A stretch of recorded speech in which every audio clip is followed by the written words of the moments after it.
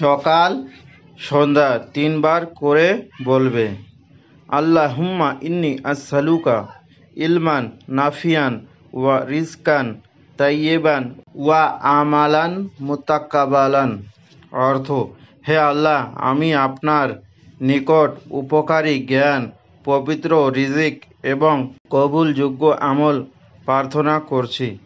Reference: সহিহ ইবনে মাজাহ 925। আবু হুরায়রা রাদিয়াল্লাহু আনহু হইতে বর্ণিত, নবী সাল্লাল্লাহু আলাইহি ওয়াসাল্লাম বলেন, যখন কোনো মুসলিম তার কোনো ভাইয়ের রোগ দেখতে যায় অথবা সাক্ষাৎ করতে যায়, অথচ যখন কোনো মুসলিম তার অপর কোনো মুসলিম ভাইকে অসুস্থ অবস্থায় দেখতে গেল, তার সেবা করল, তার খোঁজ খবর নিল, তখন আল্লাহ তাআলা বলেন, তোমার জীবন সুখের হলো, তোমার চলন উত্তম হলো এবং তুমি জান্নাতে একটি ইমারত বানিয়ে নিলে।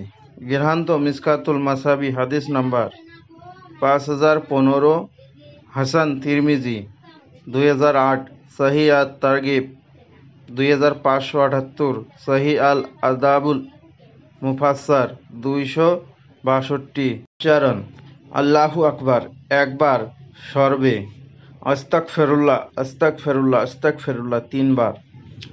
অর্থ: আল্লাহ সবার চেয়ে বড়, আমি আল্লাহর নিকট ক্ষমা প্রার্থনা করছি। সালাত পরবর্তী জিকির। রাসূলুল্লাহ সাল্লাল্লাহু আলাইহি সাল্লামকে স্বপ্নে দেখা।